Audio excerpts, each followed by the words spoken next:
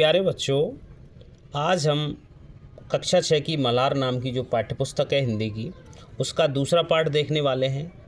और यहाँ जब हम उस पाठ को खोलते हैं तो सबसे ऊपर विद्यार्थियों आपको कुछ खिलाड़ी से दिखाई दे रहे हैं और इनके हाथ में एक स्टिक है।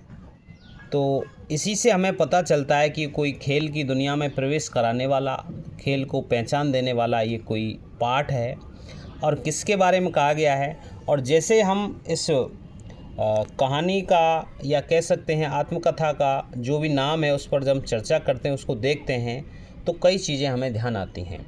गोल का मतलब गोल वस्तु कुछ भी हो सकती है, लेकिन यहाँ इस पाठ से संबंधित पाठ को शुरू करने से पहले हम ये स्पष्ट करेंगे, ये जानने का प्रयास करेंगे कि आखिर ये गोल पाठ किस पर आधारित है। तो विद्यार्थियों, कुछ तथ्य हैं, कुछ बातें हैं, वो आपको जानना ज़रूरी है। उसमें आप देखेंगे बच्चों कि यहाँ पर एक भारतीय हॉकी टीम के एक महान खिलाड़ी के बारे में बातें हैं। और भारतीय हॉकी जो टीम है वो बहुत मजबूत टीम मानी जाती थी। और यहाँ उसका कारण था मेजर ध्यानचंद। तो मेजर ध्यानचंद एक खिलाड़ी थे, हॉकी के खिलाड़ी थे, भारतीय खिलाड़ी थे। और मेजर जो होता है बच्चा, वो होता क्या है कि ये सेना का उच्च अधिकारी होता है। तो एक सेना के उच्च अधिकारी की मेजर ध्यानचंद की आत्मकथा है। बच्चों, आत्मकथा होती है अपनी कहानी। जब कोई व्यक्ति अपनी कहानी स्वयं लिखता है तो आत्मकथा का रूप ले लेती है। तो ये जो आत्मकथा है वो 1952 में छपी। और इन मेजर ध्यानचंद को हॉकी के जादूगर के रूप में भी जाना जाता है। इनका उपनाम हो गया हॉकी के जादूगर। अब कोई आपसे पूछे कि हॉकी के जादूगर कौन कहे जाते हैं, तो वो है मेजर ध्यानचंद। बच्चों, इनका वर्णन इसलिए लिया गया है क्योंकि जो ओलंपिक खेल हुए थे 1928, 32 और 1936 में, इन तीनों ही ओलंपिक खेलों में भारत को गोल्ड मेडल यानी कि स्वर्ण पदक दिलाने का जो कार्य, महत्वपूर्ण कार्य था, वो इनके द्वारा ही किया गया। अपनी हॉकी की टीम में इनके द्वारा महती भूमिका निभाई गई थी। तो यहाँ विद्यार्थियों, ये जो आत्मकथा है वो मेजर ध्यानचंद के हॉकी के सफ़र, उनके जीवन की चुनौतियों और भारतीय हॉकी में उनके योगदान का वर्णन करती हुई ये आपका पाठ है। 261 प्रश्नों की विद्यार्थियों की आत्मकथा है। अब हॉकी खेल की तरफ चलते हैं कि आखिर हॉकी खेल क्या है। इसके बाद में कुछ जानकारी प्राप्त करने के बाद में हम इस पाठ को भी पढ़ने वाले हैं। तो बच्चों, हॉकी दो प्रकार की होती है। पहला रूप जो होता है हॉकी का वो आइस हॉकी होती है। इस टीम में प्रत्येक टीम में 6 खिलाड़ी और गोलकीपर सहित ये होते हैं। दूसरा जो प्रकार होता है विद्यार्थी, वो फील्ड हॉकी होता है। उसमें प्रत्येक टीम में 11 खिलाड़ी होते हैं, उसमें गोलकीपर शामिल होता है।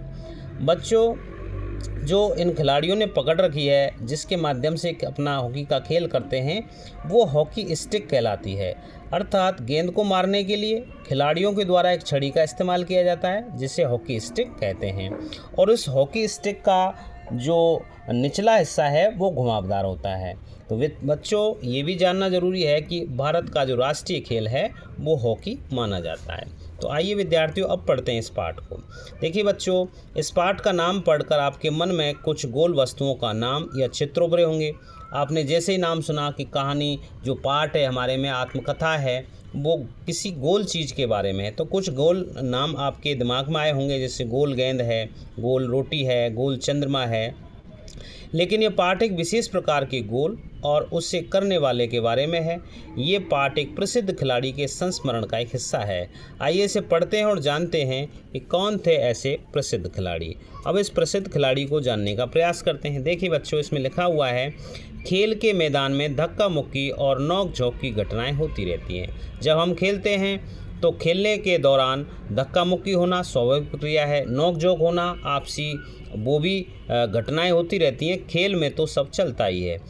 जिन दिनों हम खेला करते थे उन दिनों भी ये सब चलता था। अब बात कर रहे हैं मेजर ध्यानचंद 1933 की। 1933 की बात है कि उन दिनों मैं पंजाब रेजिमेंट की ओर से खेलता था। यहाँ विद्यार्थियों, जो सेना की जो टुकड़ियाँ हैं उनको विभिन्न नामों से जाना जाता है। वो चूँकि ये सेना में अधिकारी थे तो ये पंजाब रेजिमेंट थे और पंजाब रेजिमेंट की ओर से ये हॉकी खेला करते थे। तो एक दिन पंजाब रेजिमेंट और सैम्पर्स एंड माइनर्स टीम के बीच मुकाबला हो रहा था। ये पंजाब रेजिमेंट की टीम में थे और इनके सामने जो टीम थी वो सैमपर्स एंड माइनर्स टीम थी, उनमें मुकाबला हो रहा था। अब माइनर्स टीम का जो खिलाड़ी है वो मुझसे गेंद छीनने की कोशिश करते। भाई सभी अपनी अपनी टीम को जिताने की कोशिश करेंगे तो वो गेंद छीनने का प्रयास कर रहे हैं, लेकिन उनकी हर कोशिश बेकार जाती। इतने में एक खिलाड़ी ने गुस्से में आकर हॉकी स्टिक से मेरे सिर पर दे मारी। यानी तो वो जो जीत नहीं पा रहे थे तो उन्होंने क्या किया, खिलाड़ी ने कि हॉकी स्टिक उठाई और उनके हाथ में ही थी और सिर पर दे मारी मेजर ध्यानचंद की। मुझे मैदान से बाहर ले जाया गया, मैं घायल हो गया, ब्लड निकलने लगा तो मुझे बाहर कर दिया गया, अर्थात मुझे बाहर लेकर के लोग ले गए। थोड़ी देर बाद मैं पट्टी बांधकर फिर मैदान में आ पहुंचा। अब बच्चों देखिए साहस कितना है, दृढ़ निश्चय कितना है, खेल के प्रति जो लगाव है वो कितना है कि घायल होने के बाद में भी और जो खिलाड़ी है वो दोबारा से पट्टी बांध करके मैदान में आ पहुंचा है। आते ही मैंने उस खिलाड़ी की पीठ पर हाथ रखकर कहा। अब यहाँ कोई द्वेष भावना नहीं है, भले उसकी सिर पर चोट दी है उस खिलाड़ी ने, लेकिन फिर भी खेल को खेल की भावना से खेलना चाहिए। इसलिए मेजर ध्यानचंद जी ने क्या किया कि उस जिस खिलाड़ी ने उसकी सिर पर मारी थी तो उसकी पीठ पर हाथ रखकर कहा, तुम चिंता मत करो, इसका बदला मैं ज़रूर लूँगा। तो इतना कहते हुए खिलाड़ी घबरा गया। अब हर समय मुझे देखता रहता, यानी कि अब उसने तो ये कह दिया कि मैं इसका बदला लूँगा। वो खिलाड़ी समझ गया है बच्चों कि ये बदला कैसे लेगा, मैंने इसके मारी है तो ये भी मेरे सिर पर मार सकता है। तो हर समय वो खिलाड़ी देखता रहता है कि मैं कब उसके सिर पर हॉकी स्टिक मारने वाला हूँ। मैंने एक के बाद एक झटपट 6 गोल किए हैं। खेल ख़त्म होने के बाद मैंने फिर उस खिलाड़ी की पीठ थपथपाई है और कहा, दोस्त खेल में इतना गुस्सा अच्छा नहीं। यहाँ देखिए विद्यार्थियों, उद्धरण चिन्ह लगे हुए हैं। जो कोई बात कोई कहता है उस बात को जैसे कि जो कहते हो रख देते हैं हम, तो वहाँ उसको ऐसे ही प्रयुक्त कर देते हैं। तो ये लगे हुए हैं चिन्ह, दोस्त से पहले जो चिन्ह लगा हुआ है, चिन्ह किसका है विद्यार्थियों बच्चों, ये है उद्धरण का चिन्ह। तो उसने कहा है कि दोस्त खेल में इतना गुस्सा अच्छा नहीं, मैंने तो अपना बदला ले लिया है। अब बताइए बच्चों कि उसने मेजर ध्यानचंद ने बदला कैसे लिया। तो उन्हें लड़ झगड़ कर तो लिया नहीं था, उसके सिर पर चोट मारी गई थी, लेकिन उसका बदला उसने उसी प्रकार से नहीं लिया। तो बदला लिया गया है जीत करके, गोल करके, उसका बदला अलग प्रकार से ले लिया गया है। अगर तुम्हें मुझे हॉकी नहीं मारते तो शायद मैं तुम्हें 2 ही गोल से हराता, लेकिन इस बात से मेरा जो मानसिक स्तर है या चाहें तो मेरी जो गोल करने की जो भावना है, टीम को जिताने की भावना है, वो चढ़ कर के बोली है। इसलिए मैंने 2 की बजाय कितने गोल किए, 6 गोल किए हैं। वह खिलाड़ी सचमुच बहुत शर्मिंदा हुआ। तो देखा आपने मेरा बदला लेने का ढंग। सच मानो बुरा काम करने वाला आदमी हर समय इस बात से डरता है कि उसके साथ भी बुराई की जाएगी। बच्चों यहाँ इस थोड़े से अंश को पढ़ कर के हमने बहुत सी जीवन में उपयोग आने वाली जो चीज़ें हैं उनका अध्ययन किया है और ये माना है कि बदला इस प्रकार से लेना चाहिए, यानी कि व्यवहार भी ऐसा करना चाहिए दूसरे के साथ जो हम अपने प्रति चाहते हैं। अर्थात इस प्रकार का व्यवहार करना चाहिए दूसरे के साथ में कि जो व्यवहार हमें अच्छा लगेगा हम लोगों को वही व्यवहार करना चाहिए। आगे पढ़ने का प्रयास करते हैं बच्चों। यहाँ देखते हैं, आज मैं जहाँ भी जाता हूँ बच्चे बूढ़े मुझे घेर लेते हैं और मुझसे मेरी सफलता का राज जानना चाहते हैं।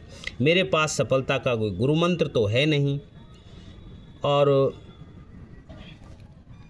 हर किसी से यही कहता कि लगन, साधना और खेल भावना ही सफलता के सबसे बड़े मंत्र हैं। अब बच्चों प्रश्न आएगा कि मेजर ध्यानचंद ने किसी भी कार्य में सफलता के लिए कौन से मूल मंत्र बताए हैं। तो ये मूल मंत्र हैं बेटा कि कोई भी काम करें उसमें लगन से करें, साधना समझकर करें और खेल की भावना से खेलें तो सफलता मिलना आवश्यक है। अब ये बताते हैं कि मेरा जन्म सन 1904 में प्रयाग में एक साधारण परिवार में हुआ था। प्रयाग में 1904 में इनका साधारण परिवार में जन्म हुआ। बाद में परिवार वाले जो हैं वो झांसी आकर बस गए हैं। 16 साल की उम्र में फर्स्ट ब्राह्मण रेजिमेंट के साथ मैं सेना में सिपाही के रूप में भर्ती हो गया। मेरी रेजिमेंट का हॉकी खेल में काफ़ी नाम था, लेकिन खेल में मेरी कोई दिलचस्पी नहीं थी, रुचि नहीं थी। उस समय जब ये भर्ती हुए थे सेना में, उस समय हमारी रेजिमेंट के सूबेदार मेजर तिवारी थे। वे बार बार मुझे हॉकी खेलने के लिए कहते। हमारी छावनी में, छावनी क्या है बेटा, छावनी किसको कहते हैं, फौजी लोग जहाँ रहते हैं, निवास स्थान उनका, जब वो अपनी भी ड्यूटी करते हैं तो कुछ समय के लिए जहाँ ठहरते हैं, उनका रैन बसेरा जहाँ होता है, तो वो छावनी के रूप में होता है। जब हमारी छावनी में हॉकी खेलने का कोई निश्चित नियम नहीं था, निश्चित समय नहीं था। सैनिक जब चाहे मैदान में पहुंच जाते और शुरू कर देते। उस समय में एक नौसिखिया खिलाड़ी था। अब विद्यार्थियों, इसमें शब्द आया है नौसिखिया। नौसिखिया का मतलब होता है बच्चों जो नया नया सीख रहा हो। वो खिलाड़ी तो पूर्णतः बना नहीं था, लेकिन वो नया नया खेल सीख रहा था। जैसे जैसे मेरे खेल में निखार आता गया, और अब जब अभ्यास करते हैं किसी चीज़ का तो खेल में निखार आना स्वाभाविक है। तो जैसे जैसे मेरे खेल में निखार आता गया, वैसे वैसे मुझे तरक्की भी मिलती रही। सन 1936 में बर्लिन में हुए थे ओलंपिक, उसमें मुझे कप्तान बनाया गया। उस समय मैं सेना में एक पद होता है बच्चों, वो लांस नायक था। बर्लिन ओलंपिक में लोग मेरे हॉकी खेलने के ढंग से इतने प्रभावित हुए कि मुझे हॉकी का जादूगर शुरू कर दिया कहना। तो हॉकी का जादूगर कहना शुरू किया कहाँ, बर्लिन ओलंपिक से, और उनके खेल को देख करके। मानो ये हॉकी नहीं खेल रहे हैं, हॉकी को एक जादूगर की तरह से खेल रहे हैं। इसका मतलब ये नहीं है कि सारे गोल में ही करता था, ऐसी बात नहीं है, और भी पूरी टीम की सहायता उसमें होती थी। मेरी तो हमेशा यही कोशिश रहती कि मैं गेंद को गोल के पास, अब देखिए बच्चों इसमें चित्र भी है, हॉकी खेलते हुए इस प्रकार से हॉकी खेली जाती है। तो मेरा ये प्रयास रहता कि वो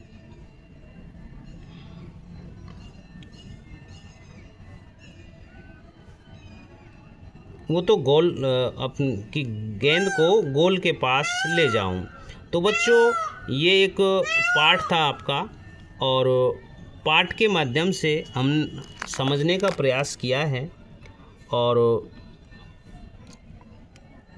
हमने एक आत्मकथा को पढ़ा है। बहुत सी चीज़ें हमने इसमें देखी हैं, समझी हैं, और हमने इस आत्मकथा को पढ़ा है जो कि मेजर ध्यानचंद जी के बारे में है। मिलते हैं बच्चों किसी अगले वीडियो के साथ, तब तक के लिए धन्यवाद।